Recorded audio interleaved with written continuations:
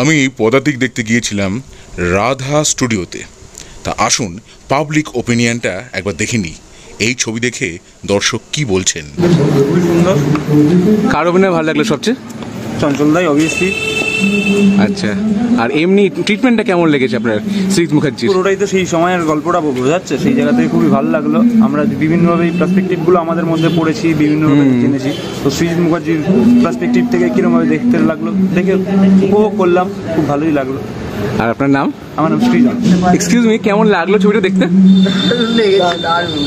কার অভিনয় ভালো লাগলো? আমার তো চঞ্চল চৌধুরীর জন্যই আসা। আচ্ছা ওনাকেই দেখার জন্যই এসেছি। আচ্ছা, দেখুন না এরকম পায়ের অবস্থা নিয়ে এসেছি। না সে তো নিশ্চয়ই। কার অভিনয় ভালো লাগলো?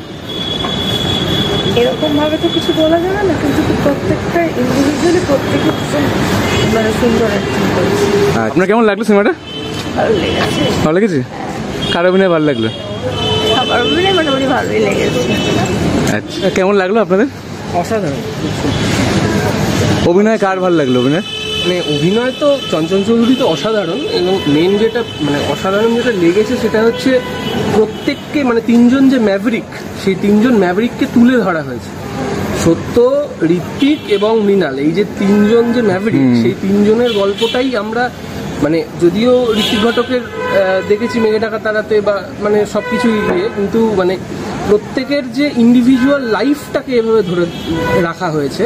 এবং মানে প্রবলেমটা হচ্ছে যেটা সিনেমাকে দেখানো হয়েছে এবং আকালের সন্ধানে প্রত্যেকটা ফিল্মের যে কাট প্রোভাইড করা হয়েছে, মানে সেটাতে একটা রেমিনিসেন্ট যাচ্ছে আমাদের পুরনো সিনেমার জন্য, দ্যাট ইজ আউটস্ট্যান্ডিং। মানে সেইগুলোকে রিকালেক্ট করছি যখন কলেজ লাইফে, যখন সেই সিনেমাগুলো দেখে বড় হয়েছি। মানে আমার মানে আমি ফিল্মেরই ছাত্র, মানে ইংলিশ লিটারেচারের ছাত্র, আমার ফিল্ম স্টাডিজও ছিল, তো সেগুলো দেখে দেখে তখন বড় হয়েছি। এবার সেগুলো এখানেও দেখছি। আউটস্ট্যান্ডিং, মানে অসাধারণ অসাধারণ, মানে আউটস্ট্যান্ডিং, জাস্ট স্পেল বাউন্ড। আর আপনাদের নাম? আমার নাম দেবার্ঘ কার্কুন। আচ্ছা আচ্ছা, আপনার নাম? ও আচ্ছা আচ্ছা। সত্যি খুব ভালো লেগেছে। সব থেকে ভালো লেগেছে প্রত্যেকটা সিনেমাকে টাচ করিয়েছে। ওই ঋত্বিক ঘটক বলেন, মহানগরী, তারপরে তোমার গণশত্রু, আগন্তুক, প্রত্যেকটা সিনেমাতে আমরা একটু করে টাচ পেয়েছি। আর মেন যেটা ওনার মেন, উনি তো ফিল্মকে প্রোপাগান্ডা হিসেবে ইউজ করতেন। তো যে মানে এই যে লেফটিস্ট যে মুভমেন্ট, লেফটিস্ট যে সেই সময়কার যে ট্রু রিয়ালিটিটাকে তুলে ধরা, প্রজেক্ট করা, দ্যাট ইজ ভেরি ইম্পর্টেন্ট। এবং তিনি সেই জিনিসটা করেছেন। তো মানে সেই টাইমও নেই, সে যাই হোক, তো it will be political, but anyway outstanding. Thank you. কেমন লাগলো আপনার? ভালো লাগলো। তবে প্রথম মৃণাল সেনকে ওভাবে সব ইসে করে জামা কাপড় বাদ দিয়ে ওই যে সিনটা কেন ভালো লাগলো না ওইটা।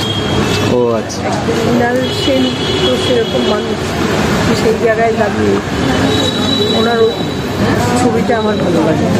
সেটাও তো ভালোই, চঞ্চল গান টান সব নিয়ে মৃণাল সেনকে ওইভাবে আনা, ওটা ভালো লাগে।